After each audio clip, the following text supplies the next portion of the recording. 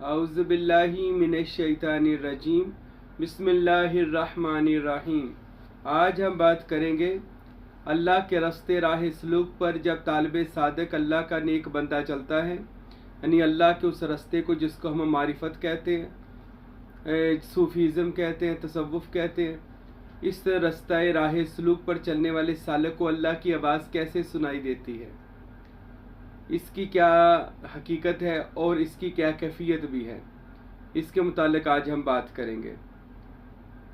और मैं अल्लाह रब्बुल इज़्ज़त की बारगाह में दुआ भी करता हूँ खुदावंद अकबर हमारे तमाम मुरीदीन और तालिबीन को इस सच्चे और सुचे रास्ते पर चलाए जिसको हम अल्लाह तक पहुँचने का मुकाम इश्क, मुकाम फ़क्र का ये अनोखा रास्ता है राह सलूक, जो बंदे को अल्लाह रब्बुल इज़्ज़त तक पहुँचा देता है। यानी कि बंदा किसी कामल वली अल्लाह का बैत होता है, बैत होने के बाद अपने पीर मुर्शिद के बताए हुए वज़ाइफ करता है, चिल्ले करता है, मश्क वजूदिया करता है। उसके बाद फिर बंदा जो है वो अल्लाह और उसके रसूल सल्लल्लाहु अलैहि वसल्लम तक पहुंच जाता है और अपनी पहचान और अपना इरफान हासिल कर लेता है। ये बात के बंदे को अल्लाह की आवाज़ कैसे सुनाई देती है, तब तक नहीं मुमकिन जब तक आप इस उम्मुल किताब की तिलावत नहीं करेंगे।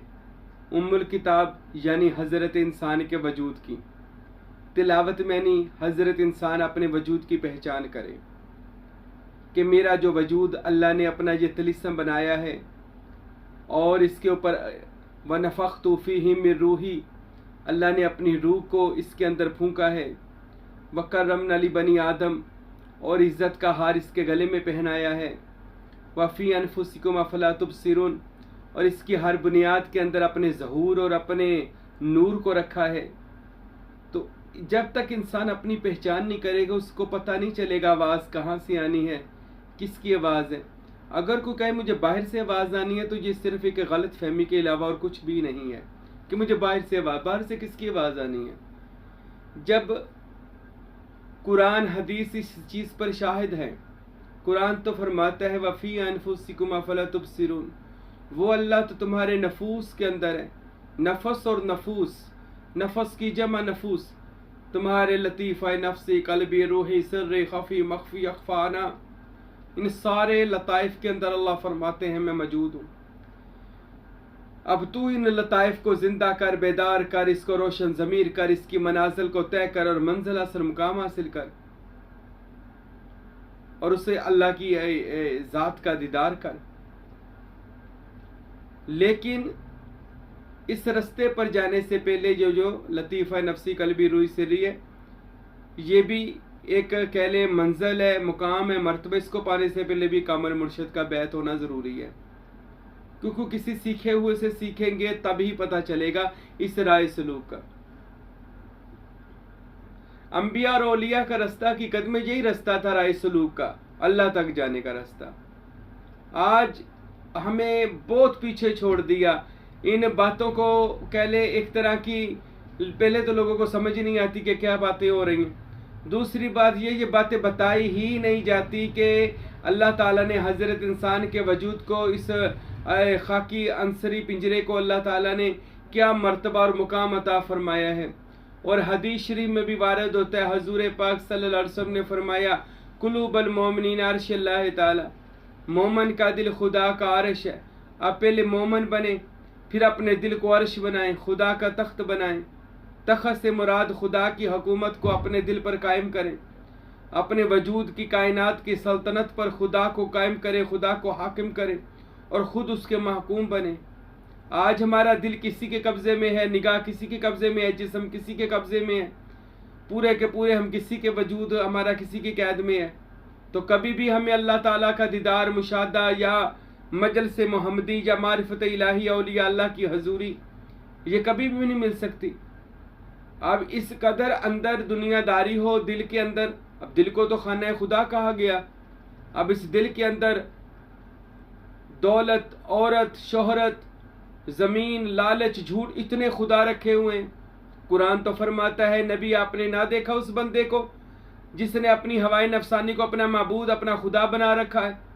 अब कौन कौन बंदा नहीं बनाया, वो बंदा कौन कौन सा बंदा जिसने अपनी हवाई नफसानी को अपना माबूद नहीं बनाया। तो फिर माबूद बातला से ये वजूद तो भरा पड़ा है, आवाज़ कहाँ से आएगी उसको खुदा की। तालिबे सादिक, अल्लाह के रास्ते पर चलने वाला सच्चा और सुच्चा जो बंदा है, वो जब इस रास्ता बरहक पर चलता है, सबसे पहले माँ सिवा अल्लाह, माँ सिवा अपने महबूब, सबको अपने दिल के दरीचे से, दिल के हरम से निकाल देता है और अपना वजूद वजूदे वहदतुल वजूद बनाता है। और कामिल मुर्शिद के आगे अपनी नफ़ी करके, मुर्शिद का इस्बात करके, अपने पीर मुर्शिद का अपने ऊपर कायमुल मुकाम करके, वो बंदा जब इस मर्तबे पर फायज होता है, जैसे साबर पिया साहब हुए, जैसे बाबा बुल्ले शाह कसूरी हुए, जैसे हजरत फ़कीर नूर मोहम्मद कुलाचवी सरवरी कादरी साहब हुए, जैसे अमीर खसरो निज़ामुद्दीन रहमतुल्लाह अलैह के दीवाने और मस्ताने बने और अपने आप को मिटाया। खुदा तक कोई बंदा नहीं जा सकता जब तक वो अपने आप को नहीं मिटा देता। यानी अपने आप को मिटाने का मतलब क्या है? लतीफ़ा नफ्सी को पार नहीं कर लेता, यानी अपनी नफसानी ख्वाहिशात को ख़त्म करे, मैं को मारे, अना को ख़त्म करे, मैं बहुत चीज़ हूँ, इस चीज़ को मिटा दे अपने आप से।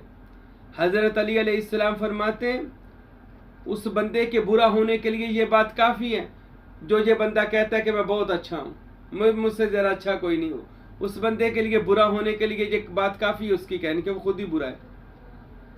अगर आप राय सलूक पर चलते हैं तो जान लें कि सबसे पहले आपने अपने इस वजूद वाले घर को पाक साफ करना है और अपने दिल को, गैर खुदा को, सबको निकाल कर बाहर फेंकना है और इस दिल को खुदा का अर्श और खुदा का तख्त बनाना है और इस दिल पर खुदा की हुकूमत को कायम करना है। यानी कि आप अल्लाह ताला के हुक्म और अमर के मातहत हों। और वो कैसे होगा? मेरे बादशाह सखी सुल्तान बाहू रहमतुल्लाह अलैह, जिन्होंने रूए ज़मीन को इसमें अल्लाह ज़ात के तसव्वुर का फ़लसफ़ा दिया और लोगों को बताए, लोगों इस जहान के अलावा और बड़े जहान हैं। मजलिस मोहम्मद रसूलुल्लाह 9 जगह पे लगती है जहाँ पर रोज़ाना अंबिया और औलिया बहालते जिस्म और बहालते रूह भी हाजिर होते हैं। हज़रत सुल्तान बाहू फरमाते, लोगों फ़कीर का एक कदम एक दुनिया में, दूसरा कदम दूसरी दुनिया में होता है। सुल्तान बाहू फरमाते हैं, लोगों फ़कीर पूरी कायनात को अपने लिए मुसख्खर कर लेता है। सुल्तान बाहू फरमाते हैं, लोगों इसमें अल्लाह ज़ात का तसव्वुर, खुदा के इसम का तसव्वुर कायम करो, जबकि इससे बेशतर जितनी भी चीज़ें हैं वो मसनूई लगा ले, मजाजी लगा ले। जैसा कि जितने भी इससे पहले लोग हैं अभी तक भी वो मशक़ें करते हैं, चाँद को देखते रहते हैं, सूरज को देखते रहते हैं, अपने अंदर से पावर को पैदा करते हैं, एक नुक्ता नज़र बनाते हैं जिसे हिप्नाटाइजियम, चुलजियम वगैरह, यूरोप के अंदर तो इसकी बाकायदा मशक़ें करवाई जाती हैं। इससे फ़ायदा क्या होता है भला? आप जब किसी भी चीज़ की तरफ अपना ध्यान मरकूज़ करते हैं ना, आपकी तवज्जो मरकूज़ होती है और मकसद जो भी हो वो आपका सामने होता है, तो वो चीज़ तख्लीक होना शुरू हो जाती है, क्योंकि दिमाग की पूरी ताकत एक चीज़ पर यकसू हो गई है, अब वो उसको तख्लीक कर सकती है। और मैंने कई बार कहा है कि आप किसी भी चीज़ को तख्लीक करना चाहते हैं, उसके ऊपर अपना पूरा कह लें ध्यान जमा दें कि वो बंदा सारी दुनिया को छोड़कर आपके पास आ गया है। ये ध्यान जमा लें, उसने पूरी दुनिया छोड़ दी और आपके पास है, तो जिस बंदे के लिए भी आप ये करेंगे वो बंदा भी आ जाएगा। इसी तरह आप अल्लाह रब्बुल इज़्ज़त के जब इसम का तसव्वुर करेंगे, ये ख्याल करेंगे कि अल्लाह अपनी रहमतों और बरकतों को मुझ पर निछावर कर रहा है और अल्लाह ताला ही का इसम मेरे जिस्म में सरायत कर गया है, वो ज़ात के अलावा कुछ बाकी ना है, तो एक दिन आएगा ये बात सच हो जाएगी, आपका दिमाग इस चीज़ को तस्लीम कर लेगा। ये सारी बात बताने का मकसद ये कि हमने आवाज़ को समझना है कि सालिक को अल्लाह की आवाज़ कैसी आती है। इससे पहले ये सारी बातें समझनी पड़ेंगी। बंदे के वजूद को अल्लाह ताला ने अपना शाहकार आज़म बनाया है और इसके अंदर व नफ़ख्तु फ़ीही मिन रूही का एक अल्लाह ने पैगाम रसा, पैगंबर अपना भेजा बंदे के अंदर, जिसको रूह कहा गया, रूह हक, खुदा का कलाम बोलने वाला नूर। आज गुनाहों की वजह से वो रूह आलूदा हो गई और बदरू बन गई। इसलिए जब बहुत ज़्यादा लोगों में ये चीज़ हो गई अल्लाह ने हज़रत ईसा को भेजा जो रूह अल्लाह बनकर आए और फरमाया लोगों मैं तुमसे रूहुल कुदस तुम में भरने के लिए आया हूँ और तुम्हारी बदरूहों को निकालने के लिए आया हूँ। ये एक ड्यूटी और फैज़ ईसवी है जो अल्लाह के वलियों को फिर अता होता है कि अल्लाह के वली वही फैज़ ईसवी लेते हैं और रूहुल्लाह बनकर लोगों की बदरूहों को निकालते हैं। इसलिए तो मुरीदीन जो होते हैं वो मुर्शद से जब मोहब्बत करते हैं, ताबेदारी करते हैं, बैत होते हैं, खिदमत करते हैं, तो मुर्शद की मसीहाई नज़र से उनकी ज़िंदगी बदलना शुरू हो जाती है। क्या होता है, बदरू निकल गई, रूहुल कुदस आ गई, पाक रूह आ गई। अब ये पाक रूह अल्लाह का नूर और अल्लाह का कलाम है जो बंदा के अंदर है, और इस रूह का ताल्लुक दिमाग और दिल के साथ है। मैं ऐसे कह लेता हूं कि दिल बामानद मक्कातुल मुकरमा है और दिमाग बामानद मदीनातुल मुनव्वरा है। मदीनातुल मुनव्वरा में बैठकर रसूल खुदा सल्लल्लाहु अलैहि वसल्लम ये प्लानिंग किया करते थे कि हमने मक्का को कैसे फतह करना है, यानी दिल को कैसे फतह करना है, दिल को कैसे अल्लाह खुदा का अर्श बनाना है। आखिर वो प्लानिंग कामयाब हुई और मक्का पर जब चढ़ाई की गई तो मक्का फतह हो गया, खून रेजी भी नहीं हुई, क्योंकि एक पूरी प्लानिंग के साथ मक्का फतह किया गया। इसी तरह दिल को फतह करने के लिए आपको दिमाग की भी ज़रूरत है। दिमाग का ताल्लुक रूह से है और दिल का ताल्लुक रूह से है। रूह इन दोनों को हैंडल करती है, पर दिल के अंदर दुनियावी ख्वाहिशात का बड़ा डेरा है। दिमाग तो बंदे को कह ले ख़त्म भी कर देता है, भूल जाता है, या दिमाग और चीज़ों को नई को उस जगह पे ले आता है तो बंदा वो पुरानी चीज़ों को भूलने लगता है। लेकिन दिल के अंदर जो चीज़ एक बार वो समा जाती है, चली जाती है, वो जल्दी बाहर नहीं निकलती। दिल ऐसी चीज़ है, तो इसको फिर पूरी प्लानिंग के साथ इसको साफ और पाक करना पड़ता है। वो क्या होती है, उसको मश्क वजूदिया कहा जाता है, उसको लताइफ की जिक्र कहा जाता है, उसको लतीफ़ा नफ्सी, रूही, कल्बी, सिरी, ये सारी स्टेजों को पार करके, मकामात और मरातब को पार करके फिर बंदा दिल की दुनिया में पहुंचता है। अच्छा, दिल क्या है? अल्लाह का अर्श। अब जहां पर खुदा का अर्श होगा वहां पर खुदा भी अपनी शान के साथ उस अर्श पर जलवा फिरोज होगा। तो फिर अल्लाह ताला इसी अर्श से बंदे को इल्हाम करता है, और इल्हाम दूर का नहीं है, ये कह ले इतना करीब है कि बंदा भी अपने इतना करीब नहीं जितना इल्हाम अल्लाह की आवाज बंदे के करीब है। ये अंदर से ही आवाज आती है। एक बंदा मेरे पास आया, वो कहने लगा जी मैं कुरान से ये साबित करूंगा, मैं कुरान से वो गैर मसलक था, मैं नाम नहीं लेना चाहता, वो गैर मसलक था जिससे वो सूफीज़म का इनकार कर रहा था। कहता था मैं कुरान से ये साबित, मैंने उसका चलो तू कुरान से भी कुछ साबित ना कर, सबसे पहले मुझे कुरान के लफ्ज़ी मैंने बता क्या है। वो कहता जी बार बार पढ़ी जाने वाली किताब। मैं कहा माशाल्लाह, ये तो बार बार तो दुनिया में हर किताब पढ़ी जाती है, बहुत किताबें जो बार बार पढ़ी जा रही हैं। ये कुरान का सही तर्जमा कर, जो लुग़वी सही मानवी तर्जमा है, सही तर्जमा है। तो उसको पता ही नहीं था, बस वो एक आजकल एक बंदा ने एक किताब भी ना पूरी पढ़ी हो तो वो फतवे लगाने पर आ जाता है, पूरा मौलवी बना होता है, और अच्छा दीन का मजाक बना के खुद भी मजाक बना होता है। जो लोग दीन को या इस्लाम को नहीं समझते वो सिर्फ नुक्ताचीनी करते हैं, वो सिर्फ लोगों पर से नुक्स निकालते हैं। तो वो कुरान से कोई बात कर रहा था, मैंने कहा कुरान के मैनी तो उसको नहीं है। फिर मैंने उसको बताया मैं कि सोने जान ले कुरान के पहले मैनी क्या है। कुरान लफ्ज़ कुरआन, लफ्ज़ कुरब से निकला है और आन आवाज़ से है। कुरआन कुरब से है, आन आवाज़ को कहा गया, यानी कुरआन नज़दीक की आवाज़, अंदर की आवाज़, करीब की आवाज़। रसूल खुदा से ज़्यादा तो अल्लाह किसी के करीब ना था, सबके करीब है, पर रसूल अल्लाह सल्लल्लाहु अलैहि वसल्लम से सबसे ज़्यादा अल्लाह करीब था। इतना करीब था कि गैर की दरमियान में गुंजाइश कोई नहीं है। वका बका हुसैनी अवदना फना फिल्ला बका बिल्ला और फना फिज़ात, यानी याहू पर रसूल अल्लाह सल्लल्लाहु अलैहि वसल्लम फाइज हैं। अल्लाह की हस्ती में की ज़ात में वो गुम हुए तो उनमें फासला ख़त्म हो गया। तो उनके कितना करीब होगा अल्लाह। तो ये जितने करीब की आवाज़ है, वो अंदर से जो आवाज़ अल्लाह ताला अपने अर्श से जो आवाज़ बंदे को देता है, वो बंदे को ही समझ आती है। गैर कोई बंदा समझ नहीं सकता, पर उसको आएगी जिसकी मश्क वजूदिया हो गई होगी, जिसको अपने वजूद की खेल की समझ आ गई होगी कि तेरा वजूद खुदा का तिलिस्म है।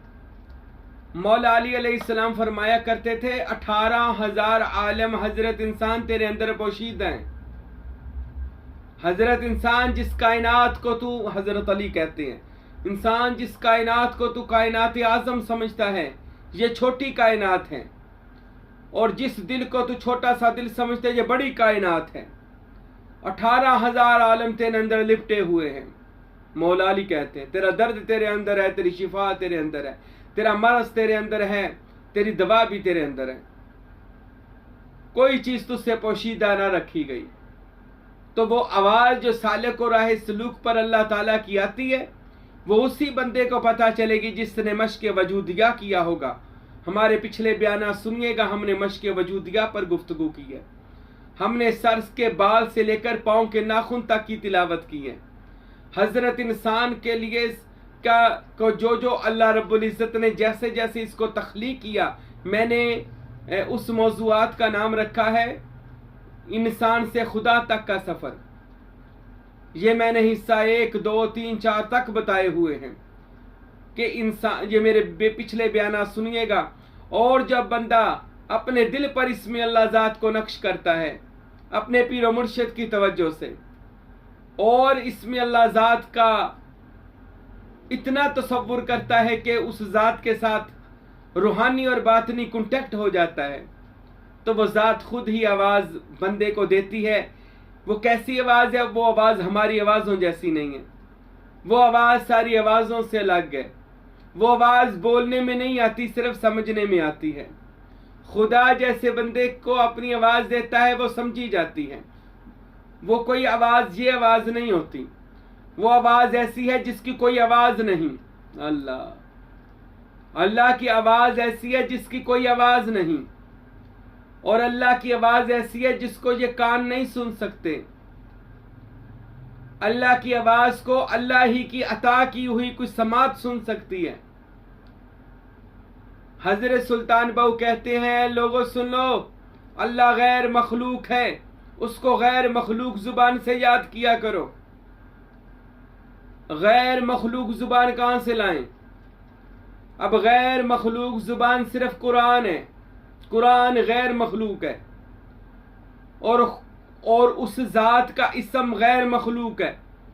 अपने सारे वजूद को उस इसम के रंग में रंगो, ताकि अल्लाह को तेरी खबर हो। इससे पहले तेरी कोई खबर नहीं है, तू जितने मर्जी ये रोले डाली जा। सुल्तानुल आरफीन सुल्तान बहु कहते हैं, अल्लाह को आवाज देनी है तो इसमें अल्लाह ज़ात की आवाज़ से आवाज़ दे, फिर वो इसमें अल्लाह ज़ात की आवाज़ से तुझे आवाज़ देगा। तेरे इसमें अल्लाह ज़ात के कान उसको सुनेंगे। हर बंदा उसकी आवाज़ सुन ही नहीं सकता, क्योंकि वो आवाज़ ये आवाज़ों वाली आवाज़ नहीं है। सालिक जब इस रास्ते पर चलता है तो उसको वो कान दिए जाते हैं जो इसमें अल्लाह ज़ात के नूर से बने होते हैं। वो नूर ही नूर की आवाज़ को सुनते हैं, और फिर नूर ही नूर की आवाज़ दिल और दिमाग तक पहुंचाते हैं, और वही आवाज़ फिर बाहर जुबान से बाहर आ जाती है, जिसे जिब्राइल कहा जाता है, यानी जो दो जबड़ों के दरमियान में हो। तो ये आवाज़ हजरत इंसान को कैसे सुनाई देती है? जब वो इसमें अल्लाह ज़ात का मुकम्मल शाहकार बन जाता है, फिर वो अल्लाह की ऐसी ऐसी कह ले खुफिया मखलूकात और ऐसे ऐसे खुफिया आलूम और रमूज को अल्लाह ताला उस बंदे को सुनाता है। जैसा कुरान का है, नबी मैं तुझे ना सुनाऊं वो वाकया। कुरान में अब अल्लाह कैसे सुनाता है? आवाज से सुनाता है? नहीं, अल्लाह अपनी शान से सुनाता है।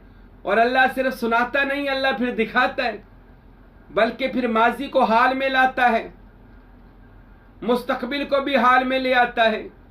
हर चीज को वक्त हाल में हाजिर करता है। ये अल्लाह की शान फुकारा की जात को होती है, मिली होती है कि वो अल्लाह ताला अपने फुकारा पर ये राज खोलता है। तो ये उसी को पता है जिसकी बात हुई अल्लाह से, कैसे हुई, कहाँ हुई, क्या बात थी, ये उस बाखबर को पता है या उसको पता है जिससे ये खबर जिसको मिल रही है। मेरे भाइयों याद रखें, इसमें अल्लाह जात का तसव्वुर जब बंदा अपने हफ्ते अंदाम सातों लताइफ पर करता है तो बंदे के सातों लताइफ ही उस जात का असल विसाल हासिल और दीदार हासिल कर सकते हैं। बाकी सब बातें और कहानियां जितनी मर्जी कर लें, लेकिन जब मैं अपने लतीफ़ा नफ्सी, कल्बी, रूही, सुर्री, खफी, मख्फी, अख्फा, इन सातों लता और मुकामियाना, इन सातों लताइफ पर मैं इसमें अल्लाह जात का तसव्वुर और तफक्कुर के साथ करूंगा तो मेरे लिए ऐसे ऐसे फिर अल्लाह राज खोलेगा और ऐसी ऐसी बातें अल्लाह ताला मुझे बताएगा जो मेरे सिर्फ बात नहीं कान सुन सकेंगे और दूसरे को उसकी खबर भी ना हो सकेगी।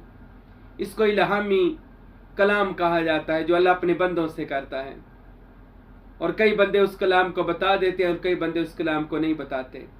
अगर आप भी उसको सीखना चाहते हैं कि अल्लाह आपसे बात करे, आइए औलिया अल्लाह के रास्ते में आ जाएं, इस सूफिया के रास्ते में आकर बैत हो जाएं, इस तरीका इस सरबरी कादरी सुल्तानी में आ जाएं। देखिए अल्लाह ताला कैसे रहमत नाज़र करेगा। मेरी खुदाबंद अकबर से दुआ है, अल्लाह हम सब का कल्ब इसमें अल्लाह ज़ात के नूर से रोशन फरमाए। वमा अलैना इल्लल बलागुल मुबीन।